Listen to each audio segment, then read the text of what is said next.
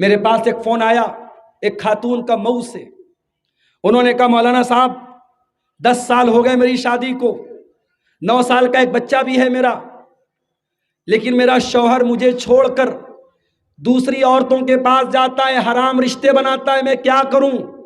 مجھے کوئی دعا بتا دیجئے, کوئی تسبیح بتا دیجئے جس کو میں پڑھ کے اپنے شوہر کو پلا دوں کھلا دوں. میرا شوہر مجھ سے پہلے سے محبت کرنے لگے.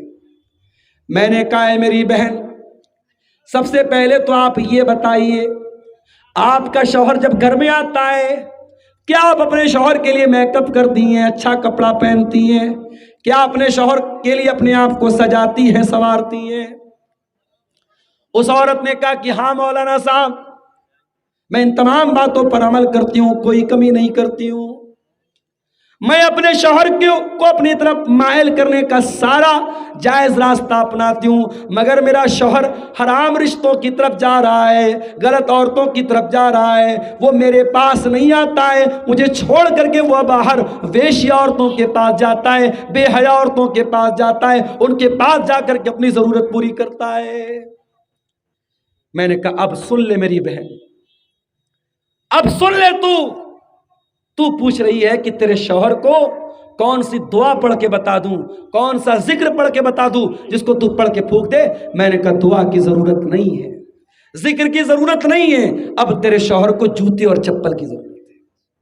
اس نے کہا ہے یہ کیا کہہ رہے ہیں آپ؟ میں نے کہا ہاں صحیح بول رہا ہوں میں. جب ایک انسان آلریڈی ایک عورت سے شادی کر کے حلال رشتے کو چھوڑ کر کے, حلال آپشن کو چھوڑ کر کے حرام آپشن کی طرف جا رہا ہے, اس کو دعا تعویذ کی ضرورت نہیں ہے, اس کو کچھ پڑھ کر کے پھونکنے کی ضرورت نہیں ہے, اس کو تو جوتے چپل مارنے کی ضرورت ہے. وہ حرام طریقہ اپنا رہا ہے, اور تو اتنی بڑی سیدھی سادھی اللہ کی بندی ہے کہ تو مجھ سے دعا پوچھ رہی, کون سی دعا پڑھ کے اس کو دم کر دوں. آج یہ گھر گھر کی کہانی ہو رہی ہے میرے بھائی. آپ یقین کریں کنوارے مردوں اور کنواری لڑکیوں میں بدکاری اور زناکاری جو بڑھ رہی, وہ تو بڑھ ہی رہی ہے. شادی کے بعد بھی, جس کو انگلش میں ہم ایکسٹرا میریٹل افیئر کہتے ہیں, شادی کے بعد کا حرام رشتہ, وہ بھی سماج میں بڑی تیزی سے پروان چڑھ رہا ہے. سماج کا تانا بانا برباد ہو رہا ہے. شادی شدہ عورت کا دوسرے کے ساتھ ریلیشن, شادی شدہ مرد کا دوسری عورتوں کے ساتھ ریلیشن, یہ عام ہوتا چلا جا رہا ہے. میرے پیارے ساتھیوں, وجہ کیا ہے؟ وجہ یہی ہے, نہ بیوی شوہر کے لیے وفادار ہے, نہ شوہر بیوی کے لیے وفادار ہے. وفادار ہوتے, ایک دوسرے کے لیے لباس بنتے, ایک دوسرے کا حق سمجھتے, تو بیوی کبھی غداری نہ کرتی شوہر کے ساتھ, شوہر کبھی غداری نہ کرتا بیوی کے ساتھ. ہاں اگر ایک بیوی شوہر کی ضرورتوں کو پورا نہیں کر پا رہی ہے, ایک بیوی کے ذریعے اس کی جسمانی ضرورتیں پوری نہیں ہو پا رہی ہیں, بہت سارے مسائل ہیں, میں تقریر میں بہت کھول کے بیان نہیں کر سکتا. اگر ایک بیوی کے ذریعے انسان کی ساری ضرورتیں پوری نہ ہو پائیں, اور اس کے پاس اللہ نے اتنا نوازا ہے کہ وہ ایک سے زیادہ شادی کر سکتا ہے, تو اس کو حرام راستہ اپنانے کی اجازت تو بالکل بھی نہیں ہے. ہاں حلال آپشن یہ ہے, اسلام یہ کہتا ہے اگر تیرے پاس طاقت ہے, پیسہ ہے, جسمانی طاقت ہے, مال ہے, اور تو انصاف کر سکتا ہے, تو تو ایک سے زیادہ شادی کر سکتا ہے. حلال آپشن ہے. اگر آپ کے حالات اور آپ کی طاقت اجازت دیتی ہے, آپ دوسرا نکاح کر سکتے ہیں, مگر یہ حرام ریلیشن شپ آج ہمارے گھروں کو برباد کر رہی ہے. میرے بھائی, اپنے گھروں میں دین کا ماحول پیدا کرو میرے بھائی. دیندار بیوی بھی دیندار ہو, شوہر بھی دیندار ہو. شوہر نماز نہ پڑھے تو بیوی شوہر کو نمازی بنائے, بیوی نماز نہ پڑھے تو شوہر بیوی کو نمازی بنائے. یہ ماحول اپنے گھر میں پیدا کرو. مجھے اللہ کے نبی کی وہ حدیث یاد آتی ہے. اللہ کے نبی فرماتے ہیں رحم اللہ رجلا قام من اللیل, اللہ تعالیٰ کی رحمت برستی ہے اس انسان کے اوپر جو رات میں اٹھ کر کے تہجد پڑھتا ہے, وَأَيْقَظَ امْرَأَتَهُ, اور اپنی بیوی کو بھی اٹھاتا ہے. اگر بیوی انکار کر دیتی ہے تو بیوی کے چہرے پر پانی ڈالتا ہے, چل اٹھ تو بھی میرے ساتھ نماز پڑھ. اور اللہ کی رحمت برستی ہے اس عورت کے اوپر جو رات میں اٹھ کر کے تہجد پڑھتی ہے اور شوہر کو بھی اٹھاتی ہے. اگر شوہر انکار کرتا ہے تو شوہر کے چہرے پر پانی چھڑک کر کے اٹھاتی ہے, چل تو میرے ساتھ تہجد پڑھ. ایسی فیملی ہو, ایسے میاں بیوی ہو، ایسا جوڑا ہو تو گھر میں برکتیں اتریں گی، گھر میں نیکی اترے گی اور گھر کے اندر دین کا ماحول پیدا ہوگا۔ میرے بھائی ایک واقعہ یاد آیا حضرت عمر بن عبدالعزیز رحمۃ اللہ علیہ کا، کون نہیں جانتا؟ حضرت عمر بن عبدالعزیز ایک بہت ہی نیک، ایماندار، اللہ سے ڈرنے والے خلیفہ تھے۔ بڑے خاموشی اور سکون کے ساتھ سنیے، تقریر کے یہ آخری پوائنٹ چل رہے ہیں۔ حضرت عمر بن عبدالعزیز رحمۃ اللہ علیہ جب خلیفہ بنتے ہیں، ان کے ہاتھ میں جب خلافت آتی ہے، ساری کاروائی کمپلیٹ کرنے میں پوری رات بیت گئی، فجر کی اذان ہو جاتی ہے۔ حضرت عمر بن عبدالعزیز رحمۃ اللہ علیہ فجر کی نماز پڑھتے ہیں، اور فجر کی نماز پڑھنے کے بعد بستر پہ آتے ہیں اور لیٹنے لگتے ہیں، آرام کرنے لگتے ہیں۔ ان کا 17 سال کا جوان بیٹا جس کا نام عبد الملک تھا، وہ اپنے باپ کے پاس آتا ہے اور کہتا ہے کہ اے ابا جان، کیا ارادہ ہے، کیا کرنے جا رہے ہیں؟ کہا بیٹا کل پوری رات تیرا باپ جاگا ہوا ہے، میرے ہاتھ پر خلافت کی ذمہ داری آئی ہے، ساری کاروائی مکمل کرنے میں پوری رات گزر گئی، بیٹا اب تیرا باپ آرام کرنے جا رہا ہے، میں سوچ رہا ہوں تھوڑا سستا لوں اور ظہر کی نماز کے بعد پھر اپنا کام آگے بڑھاؤں گا۔ کہا اے ابا جان، آپ جانتے ہیں کہ بہت سارے ایسے لوگ سماج میں ہیں جن کا حق مارا گیا ہے، جن کے ساتھ ظلم ہوا ہے، اتیاچار ہوا ہے، اور آپ کے ہاتھوں میں جب خلافت آئی ہے، اب وہ اس انتظار میں ہیں کہ ان کا حق ان کو ملے گا، اتیاچاریوں کو سزا دی جائے گی، ظالموں کو سزا دی جائے گی۔ اے ابا جان، یہ کام کرنے کے پہلے آپ بستر پہ جا رہے ہیں؟ کہا بیٹا میں بستر پہ جا رہا ہوں کیونکہ رات بھر کا تھکا ہارا ہوں، میں ظہر کے بعد یہ کام نپٹاؤں گا، تو ٹینشن مت لے، تو فکر مت کر۔ کہا اے ابا جان، حل تضمن ان تعیش الحیات بعد الظہر، اے ابا جان کیا آپ اس بات کی گارنٹی لے سکتے ہیں کہ آپ ظہر کی نماز تک زندہ رہیں گے؟ کہا نہیں میرے بچے، اس بات کی گارنٹی تو میں نہیں لے سکتا۔ کہا اے ابا جان، آپ جب ظہر کی اذان تک کی گارنٹی نہیں لے سکتے اور آپ کے ہاتھوں پر امیر المومنین کی ذمہ داری آ چکی ہے، اسی حال میں اگر اللہ کو پیارے ہو گئے، آپ اللہ کو کیا جواب دیں گے؟ حضرت عمر بن عبدالعزیز رحمۃ اللہ علیہ کی آنکھوں میں آنسو آ گئے۔ کہا ہے میرے بچے میرے قریب آ جا، اپنے بچے کو سینے سے لگایا اور آسمان کی طرف ہاتھ اٹھا کے کہا الحمدللہ الذی اخرج من صلبی من یعیننی علی دینی، اے اللہ تیرا شکر ہے تو نے ایسا بیٹا مجھے دیا ہے جو اپنے باپ کو دین پر مدد کر رہا ہے، اپنے باپ کو سمجھا رہا ہے، باپ سے اگر غلطی ہو رہی ہے تو بیٹا اپنے باپ کی اصلاح کر رہا ہے، اے اللہ تیرا کرم ہے تو نے مجھے ایسا بیٹا دیا ہے۔ اس کے بعد حضرت عمر بن عبدالعزیز رحمۃ اللہ علیہ نے آرام کرنے کا ارادہ کینسل کر دیا اور وہیں سے اٹھے اور اپنے کام کو کنٹینیو کیا اور حقداروں کو ان کا حق دلانے کے لیے چلے گئے۔ میرے پیارے ساتھیوں، یہ ہوتی ہے ایک مسلمان کی فیملی، یہ ہوتا ہے ایک مسلمان کا پریوار، ایک مسلمان فیملی ایک دوسرے کو، بھائی بھائی کو، بھائی بہن کو، باپ بیٹے کو، بیٹا باپ کو، جہاں دین کے معاملے میں اگر کوئی کمی ہو رہی ہے، کوئی کوتاہی ہو رہی ہے، ایک دوسرے کی مدد کرتے ہیں۔ کیا آپ وہ واقعہ بھول گئے حضرت عمر کے دور کا؟ حضرت عمر جا رہے تھے گشت کرنے کے لیے اور ایک مکان کے پاس سے ان کا گزر ہوا اور ایک ماں اپنی بیٹی سے کہہ رہی تھی کہ بیٹی دودھ میں پانی ملا دے، اور بیٹی نے کہا تھا امی جان کیا آپ نے نہیں سنا امیر المومنین کا آرڈر آیا ہے، دودھ میں پانی ملانا اپرادھ ہے، جرم ہے، کرائم ہے۔ تو ماں نے کہا بیٹا رات کا ٹائم ہے، امیر المومنین کو کیا خبر کہ ہم دودھ میں کتنا پانی ملا رہے، تو اٹھ کے ملا دے۔ تو بیٹی جواب دیتی ہے کہ اگر عمر نہیں دیکھ رہا ہے فإن رب عمر یرانا، عمر کا رب ہمیں دیکھ رہا ہے۔ عمر کا رب ہمیں دیکھ رہا ہے۔ حضرت عمر نے مکان کا نمبر نوٹ کیا، مکان کی علامت نوٹ کی، گھر آئے، اپنے بچوں کو بلایا اور کہا ہے میرے بچوں، میں نے ایک لڑکی کی آواز سنی ہے، میں نہیں جانتا وہ کتنی خوبصورت ہے، میں نہیں جانتا اس کی پرسنالٹی کیسی ہے، میں نہیں جانتا اس کا خاندان کیسا ہے، میں اتنا جانتا ہوں وہ لڑکی اللہ سے بہت ڈرنے والی ہے، وہ لڑکی بہت نیک ہے، میں چاہتا ہوں اس لڑکی کو اپنے گھر کی بہو بنا کے لاؤں، تو میں سے کون اس لڑکی کے ساتھ شادی کرنا چاہتا ہے؟ حضرت عمر کے ایک بیٹے تھے جن کا نام عاصم بن عمر تھا۔ حضرت عمر کے وہ بیٹے تیار ہو گئے اور اس لڑکی کی شادی حضرت عمر کے بیٹے سے ہوتی ہے، حضرت عمر کی بہو بنتی ہے، اور پھر انہی کی اولاد میں سے حضرت عمر بن عبدالعزیز رحمت اللہ علیہ پیدا ہوتے ہیں۔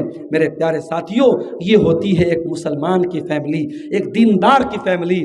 میرے عزیزوں، اپنی فیملی سے ہم سب بہت پیار کرتے ہیں، بہت محبت کرتے ہیں، بچوں سے ہم بہت پیار کرتے ہیں۔ بچوں کو ذرا سی اگر کھروچ بھی لگ جائے ہم بے چین ہو جاتے ہیں، بچوں کو ذرا سی چوٹ لگ جائے ماں اور باپ تڑپ جاتے ہیں۔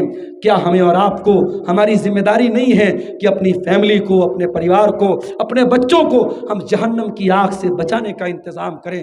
قرآن کریم ہمیں ہماری یہ ذمہ داری یاد دلاتا ہے، اور قرآن میں اللہ ہم سے کہتا ہے یا ایھا الذین آمنوا قوا انفسکم واہلیکم نارا وقودھا الناس والحجارہ، اے ایمان والو اپنے آپ کو بھی جہنم کی آگ سے بچاؤ اور اپنے گھر والوں کو بھی جہنم کی آگ سے بچاؤ۔ کبھی آپ نے دیکھا ہے آگ میں جلنے کے بعد باڈی کا کیا حال ہوتا ہے؟ نہیں دیکھا ہے تو ذرا غازہ، فلسطین کے شہر غازہ کے ویڈیوز آپ جا کے دیکھ لیجیے۔ چھوٹے چھوٹے بچے کھیل رہے ہیں، اچانک ڈرون کا حملہ ہوتا ہے اور بچوں کے چیتھڑے اڑ جاتے ہیں، اور وہ دنیا جسے کتوں کی بڑی فکر ہے، جسے چوہوں کی بڑی فکر ہے، جس دنیا میں جانوروں کے ادھیکار کے لیے بڑے بڑے ادارے قائم ہیں، اس دنیا کے کانوں پر جو نہیں رینگتی ہے۔ غازہ لٹتا رہا، بچے تڑپتے رہے، مائیں بیوہ ہوتی رہی، بچے یتیم ہوتے رہے، ان کے گھر جلتے رہے، پورا غازہ تباہ کر دیا گیا، اور آج بھی اسرائیل دنیا کا ہیرو بنا ہوا ہے اور دنیا کی بڑی بڑی طاقتیں اس کا سپورٹ کر رہی ہیں۔ مگر یاد رکھو میرے بھائی، قرآن کا وعدہ ہے، اللہ کا وعدہ ہے کہ اے نبی بتا دیجئے ان ظالموں کو ان قریب معلوم ہو جائے گا ای منقلب ینقلبون، کہ ان کا انجام کیا ہونے والا ہے، ان ظالموں کو بہت جلد پتہ چل جائے گا۔ ظلم کا انجام کبھی بہتر ہونے والا نہیں ہے، ظالم کوئی بھی ہو، چاہے وہ آپ کے ہندوستان میں، انڈیا میں بھی کسی بھی طریقے سے کوئی ظلم کر رہا ہو، کسی کا نام لینے کی ضرورت نہیں ہے، اگر کسی بے قصور کو اگر مارا جا رہا ہے، اس کے گھر کو گرایا جا رہا ہے، اس پر ظلم و ستم کیا جا رہا ہے، اس ظلم کے اوپر میڈیا خاموش ہو جائے، بڑے بڑے لیڈر خاموش ہو جائیں، مگر اللہ تبارک و تعالیٰ کی نظروں میں سب کچھ ہے میرے بھائیوں، اس کے علم میں سب کچھ ہے، وہ سب دیکھ رہا ہے، سب سن رہا ہے، اور اللہ کی عدالت میں ہر ظالم کو اپنے انجام تک پہنچنا ہے انشاءاللہ۔ یاد رکھو میرے بھائی، یاد رکھو ظالم کا انجام بہت برا ہونے والا ہے۔ تو آج فلسطین کے شہر غازہ میں یہ جلنے والے چھوٹے چھوٹے بچے، ان کی ٹوٹی پھوٹی لاشوں کو دیکھ کر اگر آپ کو محسوس ہوتا ہو کہ دنیا کے بارود اور دنیا کی آگ میں جلنے کے بعد لاش کا یہ حال ہوتا ہے، تو جہنم کی آگ میں جلنے کے بعد کیا حال ہوگا میرے بھائی؟ اور جہنم کی آگ کے بارے میں اللہ کے نبی فرماتے ہیں کہ دنیا کی آگ سے 70 ٹائم زیادہ خطرناک ہوگی، دنیا کی آگ سے 70 گنا زیادہ خطرناک ہوگی جہنم کی آگ۔ اور اس جہنم کی آگ میں اگر ہم جلا دیے جائیں، اللہ نہ کرے، یا ہمارے بچے جلا دیے جائیں، تو ہم کیسے برداشت کریں گے میرے بھائیوں؟ اس لیے قرآن کہتا ہے قوا انفسکم واہلیکم نارا، اپنے آپ کو اور اپنے گھر والوں کو جہنم کی آگ سے بچاؤ، وقودھا الناس والحجارہ، وہ گیس سے نہیں جلے گی، وہ لکڑی سے نہیں جلے گی، وہ کوئلے سے نہیں جلے گی، جہنم کی آگ کا ایندھن انسان اور پتھر ہوں گے، وہ انسانوں سے جلے گی، وہ پتھروں سے جلے گی۔ دنیا میں ایک بار جل گئے، مر گئے، کام ختم۔ جہنم کی آگ میں بار بار جلایا جائے گا۔ کلما نضجت جلودہم بدلناہم جلودا غیرہا لیذوقوا العذاب، جب ایک بار ان کی چمڑی جل جائے گی اللہ تبارک و تعالیٰ نئی چمڑی چڑھا دے گا تاکہ بار بار جلنے کی تکلیف ان کو دی جائے۔ اب میرے بھائیوں ذرا اپنے دل پر ہاتھ رکھ کے بتاؤ کیا ہم برداشت کریں گے ہمارے بچے ہمارے سامنے جل جائیں، ہماری بیوی ہمارے سامنے جہنم کی آگ میں جلا دی جائے؟ ہم سوچ بھی نہیں سکتے، ہم تصور بھی نہیں کر سکتے۔ جب ہم نہیں سوچ سکتے، نہیں تصور کر سکتے تو قرآن کی آیت پر عمل کرو، قوا انفسکم واہلیکم نارا، اپنے آپ کو اور اپنے گھر والوں کو جہنم کی آگ سے بچانے کا انتظام کرو۔ میرے پیارے ساتھیوں، کس بات کا آپ انتظار کر رہے ہیں؟ کس بات کا انتظار کر رہے ہیں؟ توبہ کرنے میں کیوں دیر کر رہے ہیں؟ اللہ سے معافی مانگنے میں کیوں دیر کر رہے ہیں؟ اگر نماز نہیں پڑھتے ہو آج سے یہاں سے طے کر کے نکلو۔ بٹ رہا کہ اس جلسے کا جتنا خرچ ہوا ہے، جتنی محنت ہوئی ہے، مولانا رستم امینی صاحب اور ان کی پوری ٹیم نے جو محنت کی ہے، میں سمجھتا ہوں اس پورے مجمع میں اگر ایک بے نمازی نمازی بن جائے، ایک بے پردہ لڑکی با پردہ بن جائے، ایک زانی اپنے زنا سے توبہ کر لے، ایک نشہ کرنے والا نشہ چھوڑ دے، ایک انسان بھی اگر راہ راست پر آ جائے، میں سمجھتا ہوں ساری محنت کامیاب ہو جائے گی۔ میرے بھائی توبہ کر لے، اللہ کی بارگاہ میں رجوع کر لے، اللہ سے معافی مانگ لے۔ یہ زندگی کب ختم ہو جائے گی نہیں جانتے۔ سامان 100 برس کا ہے، پل کی خبر نہیں۔ سامان 100 برس کا، پل کی خبر نہیں، ایک پل کی گارنٹی نہیں ہے۔ ہم تو اس بات کی گارنٹی بھی نہیں دے سکتے کہ صبح کا سورج ہمیں دیکھنے کو ملے گا، کب کس کو ہارٹ اٹیک آ جائے، کب کس کو کون سی بیماری آ جائے، کب موت کون سے بہانے سے آ جائے، ہم نہیں جانتے۔ میرے بھائی اس کے پہلے کی موت آ جائے اللہ سے توبہ کر لو، کیونکہ جب موت آ جائے گی پھر دوبارہ چانس ملنے والا نہیں ہے، پھر دنیا میں لوٹایا جانے والا نہیں ہے۔ حتی اذا جاء احدهم الموت قال رب ارجعون، میرے بندے جب موت کا ٹائم آئے گا تو بندہ کہے گا اے اللہ مجھے دوبارہ دنیا میں ایک بار جانے کا موقع دے دے، لعلی اعمل صالحا فیما ترکت، اے اللہ میں وعدہ کرتا ہوں میں دنیا میں دوبارہ آنے کے بعد نیک عمل کروں گا۔ اللہ فرماتا ہے کلا، ہرگز ایسا ہونے والا نہیں ہے، انہا کلمۃ ہوا قائلھا، میرے بندے یہ تو بس ایک بات ہے جو تیرے منہ سے نکل رہی ہے، یہ بات کبھی پوری ہونے والی نہیں ہے۔ وَمِن وَرَائِهِمْ بَرْزَخٌ إِلَىٰ يَوْمِ يُبْعَثُونَ، اب قیامت تک تجھے برزخ میں رہنا ہے، قبر کی زندگی گزارنا ہے۔ مرنے کے بعد کوئی آتما واتما نہیں آتی۔ یہ بالی ووڈ کی فلموں میں ہوتا ہے، یہ سیریلوں میں ہوتا ہے کہ آتما واپس آتی ہے۔ ہمارے اسلام میں آتما کے روح کے واپس آنے کا کوئی کانسیپٹ نہیں ہے۔ مرنے کے بعد ہم اور آپ برزخ میں جائیں گے اور وہاں اپنے عمل کے اعتبار سے اچھے یا برے حالت میں رہیں گے اور پھر آخرت میں حساب و کتاب ہوگا۔ میرے عزیزوں اس وقت کے آنے کے پہلے توبہ کر لو۔ میں پھر سے جو شروع میں نے آیت پڑھی تھی اسی آیت کو پھر سے آپ کو یاد دلا رہا ہوں، الم یأن للذین آمنوا ان تخشع قلوبہم لذکر اللہ، کیا ایمان والوں کے لیے ابھی بھی وہ وقت نہیں آیا کہ اللہ کا کلام سن کر کے ان کے دل پگھل جائیں؟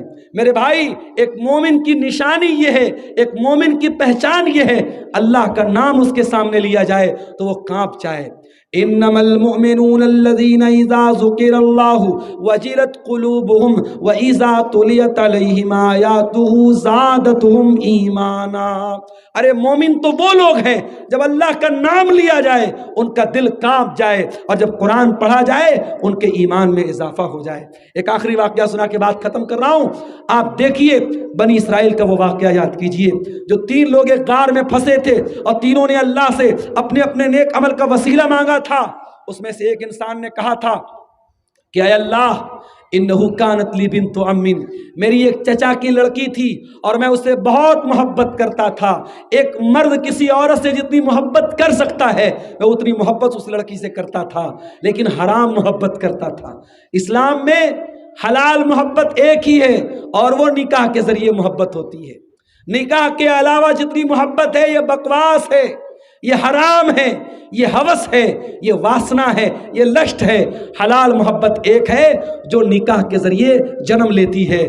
وہ لڑکا کہتا ہے اے اللہ میں اپنی چچا کی لڑکی سے بہت محبت کرتا تھا، ایک بار سوکھا پڑ گیا، قحط پڑ گیا، گاؤں میں لوگ اناج کے دانے دانے کو ترس گئے، میں پیسے والا آدمی تھا، میرے پاس بہت اناج تھا، بہت پیسہ تھا۔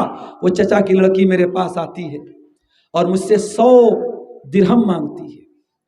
اے اللہ اس لڑکی کی مجبوری کا فائدہ اٹھانے کے لیے میں نے یہ طے کیا کہ میں 100 درہم تجھے دوں گا، مگر میں بدلے میں تیری عزت کا سودا کروں گا، تجھے میری آرزو پوری کرنی پڑے گی، میرے ساتھ بدکاری کرنی پڑے گی۔ لڑکی مجبور تھی، گھر میں اناج کا ایک دانہ نہیں تھا، لڑکی تیار ہو گئی۔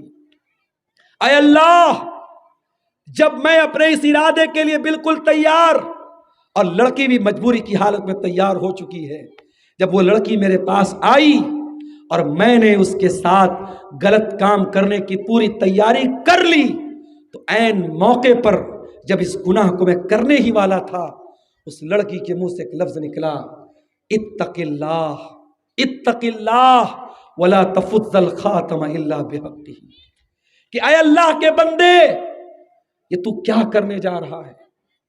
تو ایک حرام کام کرنے جا رہا ہے، اللہ سے ڈر، اور جس چیز کی اللہ نے تجھے اتھارٹی نہیں دی ہے، جس چیز کا حق نہیں دیا ہے، اس چیز کو استعمال کرنے کا تجھے کوئی رائٹ نہیں ہے، وہ کام تو مت کر۔ اتنا سننا تھا، اے اللہ، اس نے تیرا نام لیا تھا، میں زنا کرنے والا تھا، میں بدکاری کرنے والا تھا، تیرا نام اس لڑکی نے لیا، تیرا ڈر میرے دل میں پیدا ہوا، میں نے کہا جا، میں یہ کام نہیں کروں گا، میں نے اس کو جانے دیا، 100 درہم بھی 100 دینار بھی اس کو دے دیے۔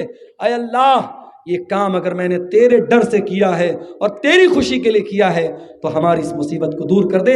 اللہ کے نبی فرماتے ہیں وہ 3 لوگ تھے، تینوں نے الگ الگ دعا کی تھی، تینوں کی دعا کو اللہ نے قبول کیا، اور جو اس گفا کے دہانے پر جو چٹان آ کر کے ان کا راستہ جس نے بند کر دیا تھا، وہ چٹان ہٹ گئی اور تینوں غار میں سے نکل گئے۔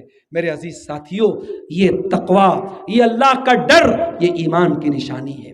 میں جانتا ہوں یہ مشکل دور ہے، یہ بے حیائی کا دور ہے، یہ بے شرمی اور بے غیرتی کا دور ہے، مگر اس دور میں بھی مشکل ہے، ناممکن نہیں ہے۔ میرے نوجوان بھائیوں، میری نوجوان بہنوں، حرام کے آپشن بہت ملیں گے، حلال کا آپشن لیمیٹڈ ملے گا، مگر ہمیشہ حلال کو اپنے لیے کافی سمجھنا، حرام راستہ کبھی مت اپنانا۔ اور اگر کبھی زندگی میں قدم بہکنے لگے، زندگی میں غلط راستے کی طرف قدم جانے لگے، تو یوسف علیہ السلام کو یاد کر لینا۔ میرے نوجوانوں، اگر تم اسمارٹ اور ہینڈسم ہو اور تمہیں یہ ڈر ہے کہ تم لڑکیوں کے چکر میں پھنس جاؤ گے، اور میری بہنوں، اگر تم بہت خوبصورت ہو اور تمہیں اس بات کا ڈر ہے کہ تمہاری خوبصورتی تمہیں بدکاری اور زناکاری کے فتنے میں ڈال دے گی، تو اپنی بہنوں سے بھی کہنا چاہوں گا، اپنے بھائیوں سے بھی کہنا چاہوں گا کہ یاد کر لینا، اللہ کا ایک بندہ تھا جس کا نام یوسف تھا، اور یوسف علیہ السلام اتنے خوبصورت تھے کہ اللہ کے نبی فرماتے ہیں دنیا کی آدھی خوبصورتی یوسف کو دی گئی تھی۔ اتنے خوبصورت تھے کہ ان کو دیکھ کر مصر کی عورتوں نے اپنے ہاتھ کاٹ ڈالے تھے، لیکن وہی یوسف جس عورت کے گھر میں رہتے تھے، جس کا نام زلیخا، علماء نے اور علماء تفسیر نے اس کا نام بتایا زلیخا نام کی وہ عورت جس کے گھر میں یوسف علیہ السلام رہتے تھے، بہت خوبصورت تھی۔ اس نے ایک دن موقع دیکھا اور گھر کے سارے دروازے بند کر لیے، اور گھر کے اندر اکیلے یوسف میں وہ عورت تھے۔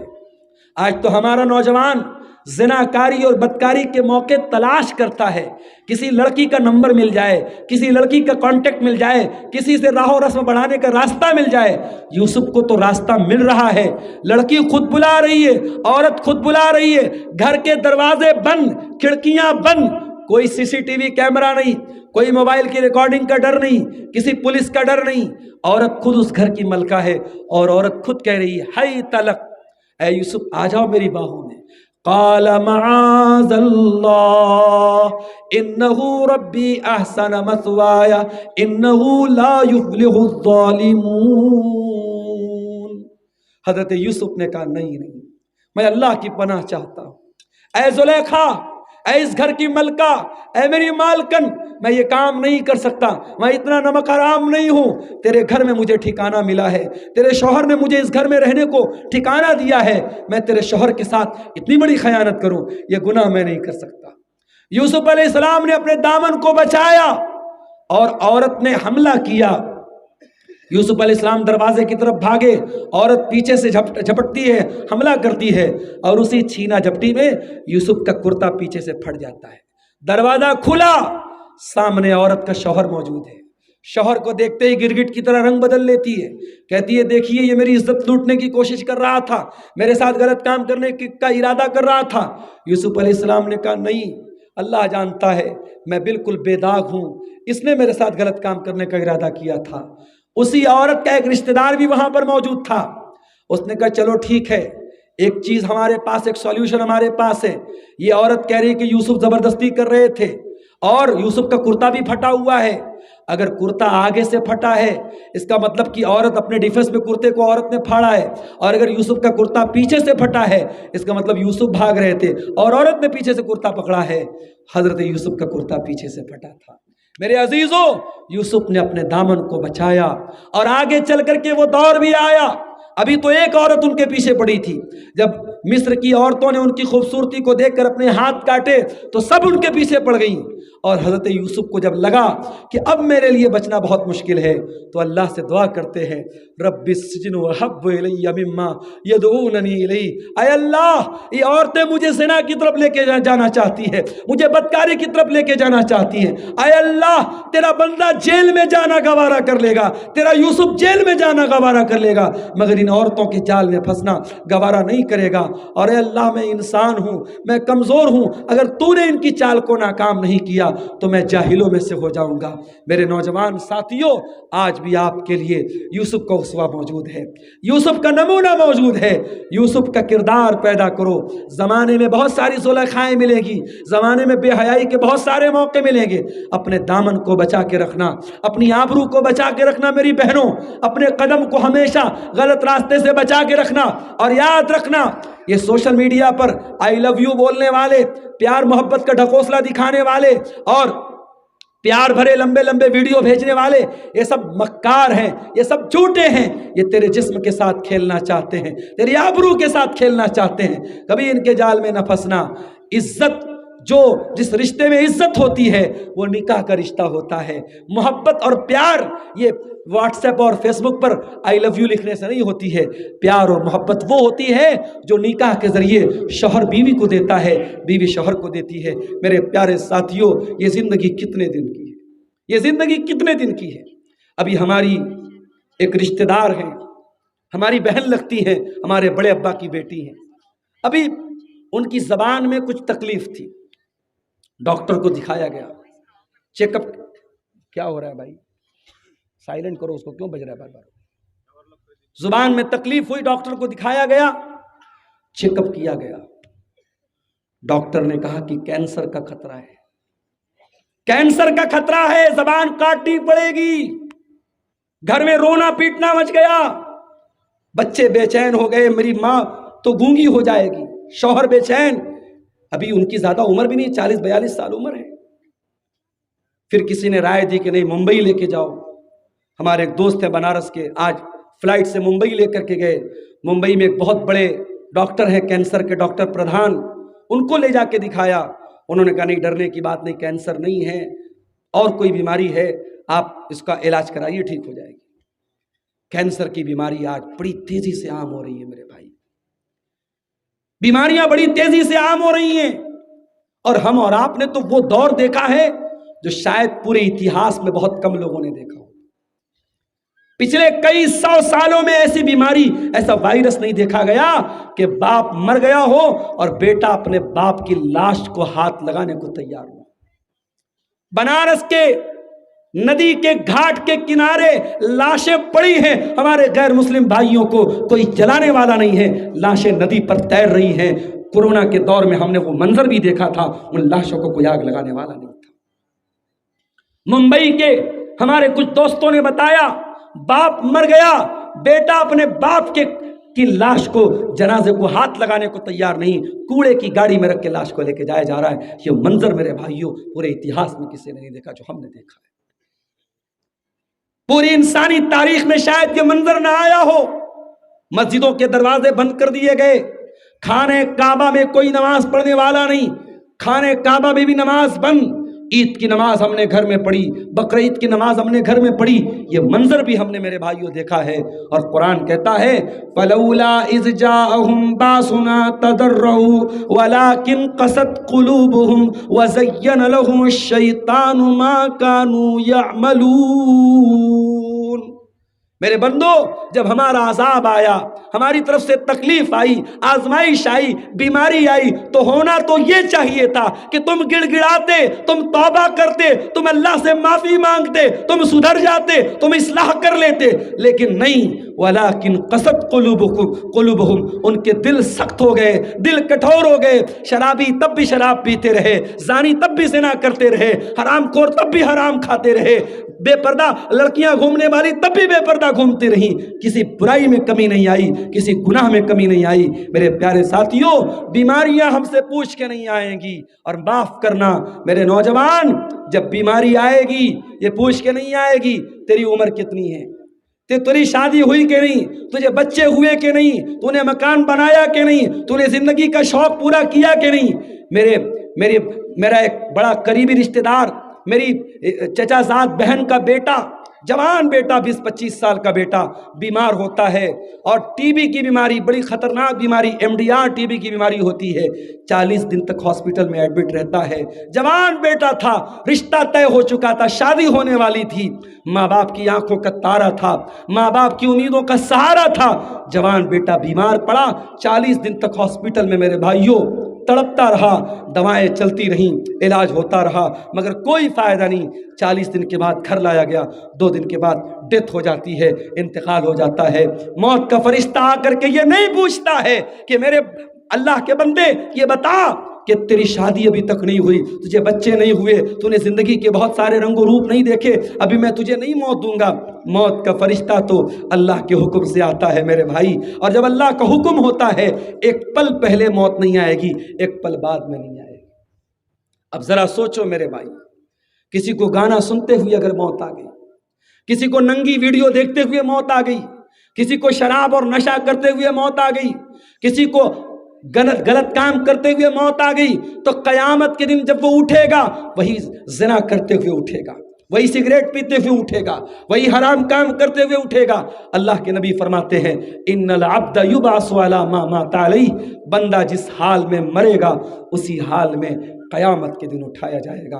میرے عزیز ساتھیوں، ہمیں اور آپ کو آج اس بات پر غور کرنے کی ضرورت ہے، اور قرآن کے اس سوال کا جواب ہمیں تلاش کرنے کی ضرورت ہے۔ الم یعن للذین آمنوا ان تخشع قلوبہم لذکر اللہ، کیا ایمان والوں کے لیے وہ سمے نہیں آیا کہ ان کے دل اللہ کا کلام سن کر کے پگھل جائے؟ اور آگے بڑھیے، ایک بہت بڑا ڈاکو ہے، ڈاکو کا نام تھا فضیل ابن عیاض۔ اس کا کام تھا لوگوں کے گھر پہ جا کے ڈاکہ ڈالنا، لوگوں کا مال لوٹ لینا، لوگوں کو جان سے مار دینا۔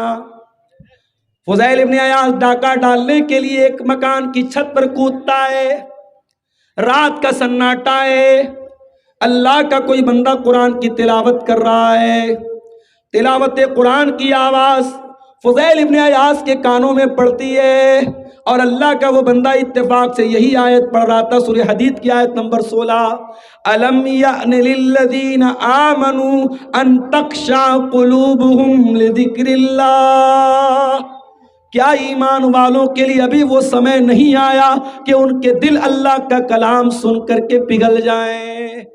جب یہ آیت فضیل ابن عیاض کے کانوں میں پڑی، فضیل ابن عیاض نے سوچا کہ اے اللہ، کوئی تیرا بندہ رات میں بیٹھ کر قرآن پڑھ رہا ہے اور میں بیٹھ کے ڈاکہ ڈال رہا ہوں، میں لوگوں کی جان اور مال پر حملہ کر رہا ہوں۔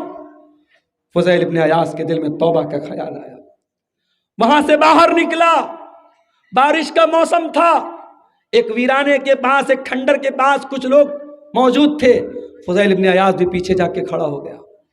وہ لوگ آپس میں باتیں کر رہے تھے، موسم خراب ہے ہمیں نکل جانا چاہیے، دوسرے لوگ کہہ رہے تھے نہیں نہیں یہی رات گزار لو، فضیل ابن عیاض نام کا بہت مشہور ڈاکو ہے، ہم راستے میں نکلیں گے کہیں ڈاکہ نہ ڈال لے، کہیں ہمارے مال کو نہ لوٹ لے، ہمارے سامان کو نہ لوٹ لے۔ فضیل ابن عیاض کی آنکھوں سے آنسو آ گئے، اے اللہ تیرے بندے آج مجھ سے ڈرتے ہیں، اے اللہ اتنا ڈر تو اگر اللہ سے لوگوں کے دل میں پیدا ہو گیا ہوتا تو لوگ ولی بن جاتے، لوگ متقی بن جاتے، لوگ پرہیزگار بن جاتے۔ فضیل ابن عیاض نے سچی توبہ کی، میرے بھائی سچی توبہ کی، اور وہیں سے یہ عہد کیا کہ اب ساری زندگی میں اپنے آپ کو اللہ کے گھر سے جوڑ دوں گا، مسجد حرام سے، خانہ کعبہ سے جوڑ دوں گا۔ اور اس کے بعد فضیل ابن عیاض کی ساری زندگی خانہ کعبہ کے پاس گزرتی ہے، اور اپنے دور کے بہت بڑے عالم، بہت بڑے زاہد اور بہت بڑے اللہ والے جانے جاتے ہیں۔ قرآن کی ایک آیت فضیل ابن عیاض کے دل کی دنیا کو بدل دیتی ہے۔ میرے پیارے ساتھیوں، ہمارے دل کی دنیا کب بدلے گی؟ میں پھر وہی آیت پڑھ رہا ہوں، أَلَمْ يَعْنِ لِلَّذِينَ آمَنُوا أَن تَخْشَعَ قُلُوبُهُمْ لِذِكْرِ اللَّهِ۔ اے ایمان والو، وہ سمے کب آئے گا، وہ ٹائم کب آئے گا جب اللہ کا کلام سن کر کے تمہارے دل پگھل جائیں گے؟ اچھا، قرآن کو پڑھنا بھی بڑے ثواب کا کام ہے، اور قرآن کو سننا بھی بڑے ثواب کا کام ہے۔ قرآن کو سننے میں بھی بہت ثواب ہے۔ ہمارے نبی قرآن پڑھتے بھی تھے اور قرآن سنتے بھی تھے۔ آئیے ایک واقعہ آپ کو سناتا ہوں، بخاری کی روایت ہے۔ اللہ کے نبی کے پاس ایک صحابی آتے ہیں، نام نوٹ کر لو، عبداللہ بن مسعود۔ عبداللہ بن مسعود یہ بڑے دبلے پتلے صحابی تھے، سنگل پسلی کے، اتنے دبلے پتلے تھے کہ ایک مرتبہ پیڑ کے اوپر چڑھ کے مسواک توڑ رہے تھے، اور ہوا بہت تیز چل رہی تھی اور ان کی پتلی پتلی ٹانگیں ہوا میں لہرا رہی تھی، تو صحابہ کرام ہنسنے لگے، مذاق اڑانے لگے۔ اللہ کے رسول نے پوچھا کیوں ہنس رہے ہو؟ کہا اے اللہ کے نبی ذرا دیکھیے نا، عبداللہ کی ٹانگیں کتنی پتلی پتلی ہوا میں لہرا رہی۔ آپ نے کہا اے لوگو، تم عبداللہ کی ٹانگوں کا مذاق اڑا رہے ہو، لہما اسقل فی المیزان من احد۔ قیامت کے دن جب اللہ تعالیٰ میزان کے اوپر، ترازو کے اوپر جب اعمال کو تولے گا، تو عبداللہ بن مسعود کی پتلی پتلی ٹانگیں احد پہاڑ سے بھی زیادہ وزندار ہوں گی۔ اس کا مطلب یہ ہوا کہ کسی کی باڈی اگر کمزور ہے، کسی کا جسمانی سراپا کمزور ہے، لیکن ایمان مضبوط ہے، عمل مضبوط ہے، کیریکٹر مضبوط ہے، تو اللہ تعالیٰ کیا اس کا مقام بلند ہے۔ دنیا اس کو کیا سمجھتی ہے یہ میٹر نہیں کرتا، اللہ کے آپ کا ایمان دیکھا جائے گا، آپ کی باڈی، آپ کی خوبصورتی، آپ کا بال، آپ کی جو ہے آپ کے جو ہے شریر کتنا تگڑا ہے، اللہ تعالیٰ کا یہ میٹر نہیں کرتا، آپ کا ایمان اور عمل اللہ تعالیٰ کا میٹر کرتا ہے۔ عبداللہ بن مسعود اللہ کے نبی کے پاس آتے ہیں۔ اچھا، عبداللہ بن مسعود قرآن بہت اچھا پڑھتے تھے۔ جب یہ قرآن پڑھتے تھے تو اللہ کے نبی فرماتے ہیں اگر کسی کو قرآن بالکل تازہ تازہ سننا ہو، جیسا قرآن نازل ہوا ہے ویسا سننا ہو، تو عبداللہ سے قرآن سنو۔ اللہ کے نبی فرماتے ہیں عبداللہ چلو تم مجھے قرآن پڑھ کے سناؤ۔ اے اللہ کے نبی، میں آپ کو قرآن کیسے پڑھ کے سناؤں؟ یہ قرآن تو آپ ہی کے اوپر اترا ہے، آپ تو خود صاحب قرآن ہے، آپ کے اوپر قرآن اترا ہے، میں آپ کو قرآن کیسے پڑھ کے سناؤں؟ آپ نے کہا عبداللہ آج میرا جی چاہ رہا ہے کہ میں دوسرے کے منہ سے قرآن سنوں، میں تو قرآن پڑھتا ہی رہتا ہوں، آج میں قرآن کو سننا چاہتا ہوں، تم مجھے قرآن پڑھ کے سناؤ۔ اچھا، کبھی آپ غور کیجئے گا، افریقہ کے اندر لوگ عام طور سے کالے کالے لوگ ہوتے ہیں، مگر قرآن سے بڑی محبت کرتے ہیں۔ افریقن جتنے قاری ہیں نا، ان کی آواز اللہ اکبر بڑی پیاری ہوتی ہے۔ ایک قاری کا نام بتا رہا ہوں، نوٹ کر لو، صوفی عبد الرشید، یوٹیوب پر جاؤ سرچ کر لینا، صوفی عبد الرشید، یہ افریقن ہے، اور ان کی آواز بڑی روبدار آواز ہے۔ جب قرآن پڑھتے ہیں بڑا پیارا قرآن پڑھتے ہیں۔ تو افریقن لوگ جو ہوتے ہیں ان کی قرآن پڑھنے کا، چونکہ بچپن سے ہی میں نے ایک ویڈیو دیکھا کہ افریقہ کے اندر بڑے غریب علاقوں میں جہاں بڑی غربت ہے، وہاں بھی چھوٹے چھوٹے بچے تختی پر قرآن لکھ لکھ کے پڑھ رہے ہیں۔ قرآن سے محبت وہاں کے بچے بچے کے دل میں موجود ہے۔ اللہ ہمارے دلوں میں بھی قرآن کی محبت پیدا فرمائے۔ آج تو ہمارا حال یہ ہے، ہم قرآن پڑھنے والوں کو حقیر سمجھتے ہیں، یہ مدرسے کا بچہ ہے۔ بچوں کو جب قرآن پڑھانے کی بات آتی ہے، عالم بنانے کی بات آتی ہے، حافظ بنانے کی بات آتی ہے، تو بہت سے ماں باپ کہتے ہیں کیا بنے گا یہ حافظ بن کے، کیا کرے گا یہ عالم بن کے؟ ارے یہ کچھ نہ کرے، اگر یہ قرآن کا عالم بن گیا، قرآن کا حافظ بن گیا، قیامت کے دن تیری شفاعت کا ذریعہ بنے گا، تجھے جہنم کی آگ سے آزاد کرنے کا ذریعہ بنے گا۔ قیامت کے دن تیرے سر پہ تاج رکھا جائے گا، قیامت کے دن تجھے جوڑا پہنایا جائے گا اور دنیا کو بتایا جائے گا یہ حافظ قرآن کی ماں ہے، یہ حافظ قرآن کا باپ ہے، یہ قرآن کے عالم کی ماں ہے، یہ قرآن کے عالم کا باپ ہے۔ کوئی مس ورلڈ بن گیا، کوئی عورت مس ورلڈ بن گئی، کوئی مس انڈیا بن گئی، کوئی مسٹر انڈیا بن گیا، یہ بڑے بڑے دنیا میں ایوارڈ ملتے ہیں۔ ذرا سوچو قیامت کے دن تمام لوگوں کے سامنے جس ماں باپ کے سر پہ تاج رکھا جائے اس کے بچے کے حافظ ہونے کی وجہ سے وہ کتنا بڑا تاج ہوگا، وہ کتنا بڑا اعزاز ہوگا میرے بھائی۔ اس لیے قرآن پڑھنے پڑھانے والوں کو کبھی حقیر مت سمجھنا میرے بھائی۔ خیرکم من تعلم القرآن وعلمہ، سب سے بہترین انسان وہی ہے جو قرآن کو سیکھتا ہے اور قرآن کو سکھاتا ہے۔ آپ نے کہا عبداللہ تم مجھے قرآن پڑھ کے سناؤ، میں سننا چاہتا ہوں۔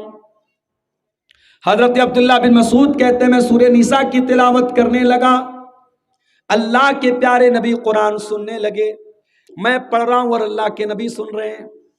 سنتے سنتے جب میں سورہ نساء کی آیت نمبر 31 کے اوپر پہنچا اور اس آیت کے اوپر میں پہنچا فَكَيْفَ إِذَا جِئْنَا مِن كُلِّ أُمَّةٍ بِشَهِيدٍ وَجِئْنَا بِكَ عَلَى هَؤُلَاءِ شَهِيدًا۔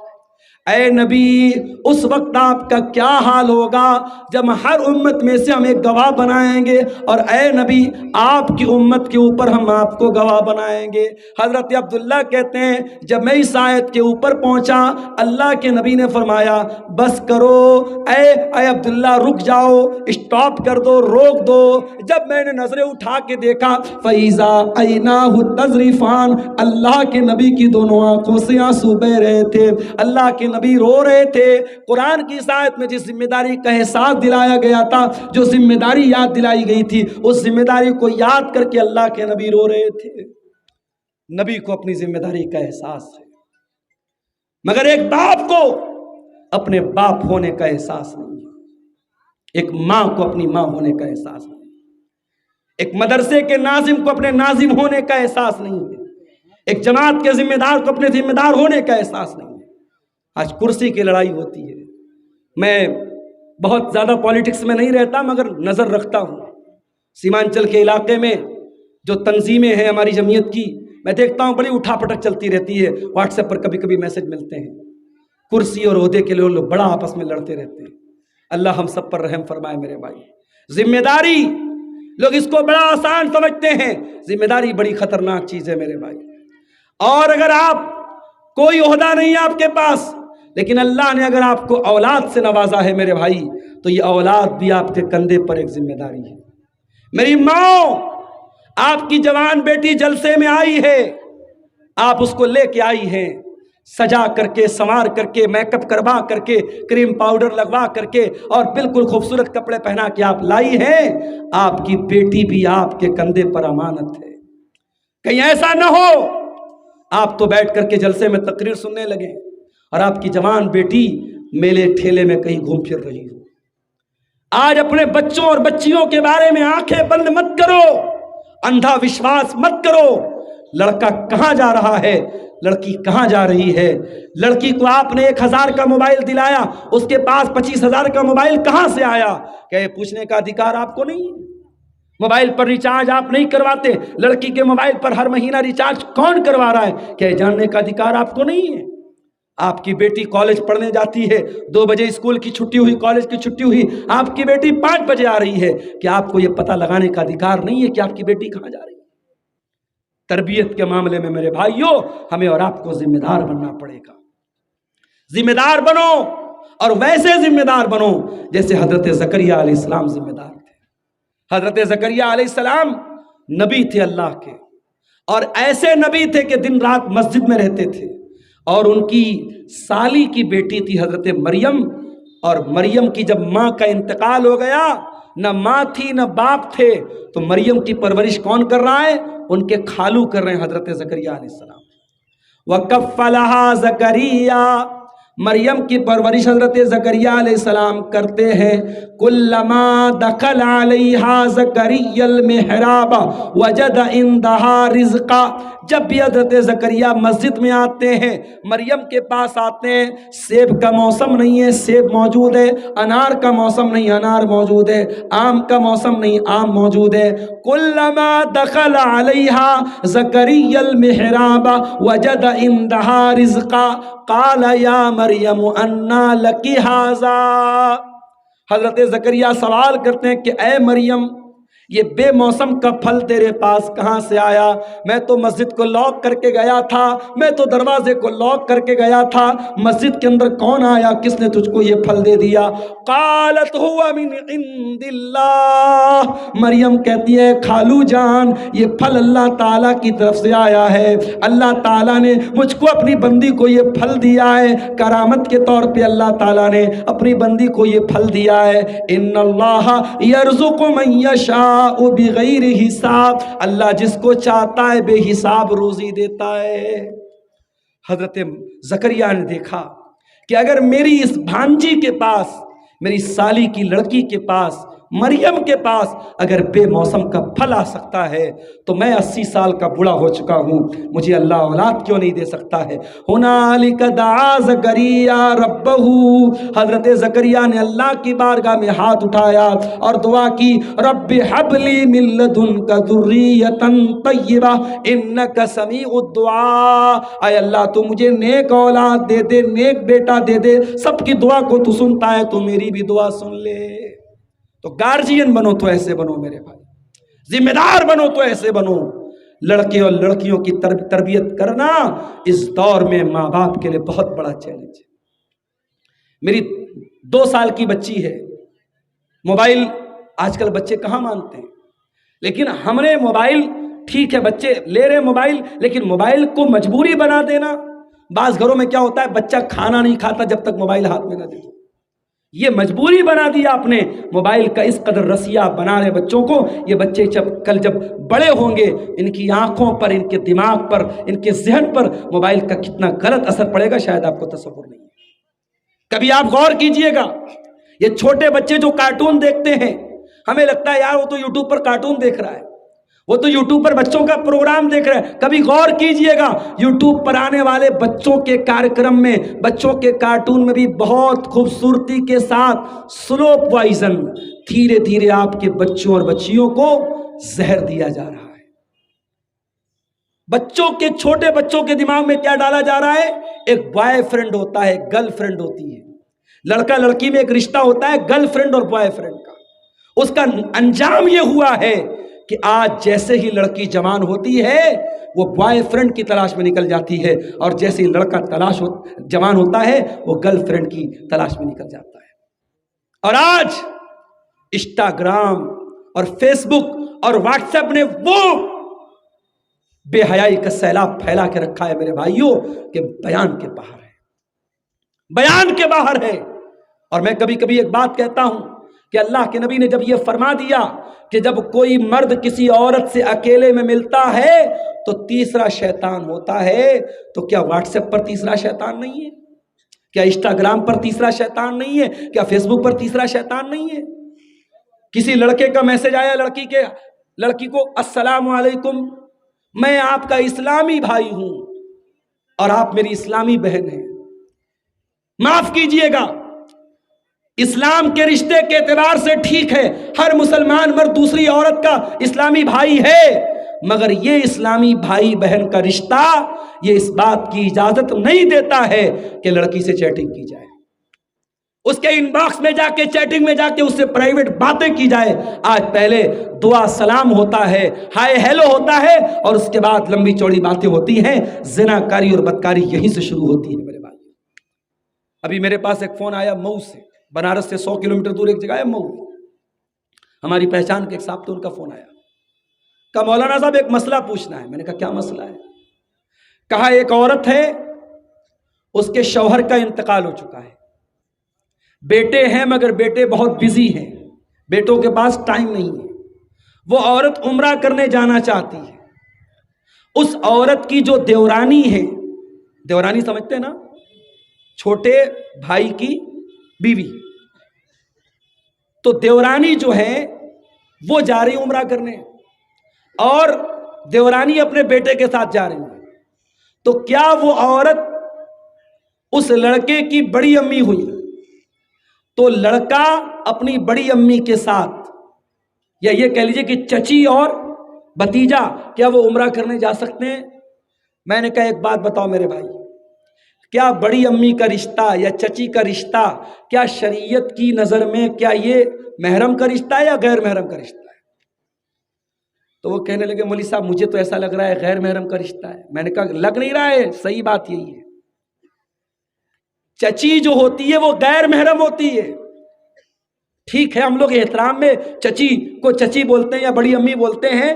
بڑی امی یا چچی, اگر چچا کا انتقال ہو جائے یا بڑے باپ کا انتقال ہو جائے تو وہ عورت نکاح میں بھی آ سکتی ہے اپنے دیور کے لڑکے کے ساتھ, اس کے لیے غیر محرم ہے.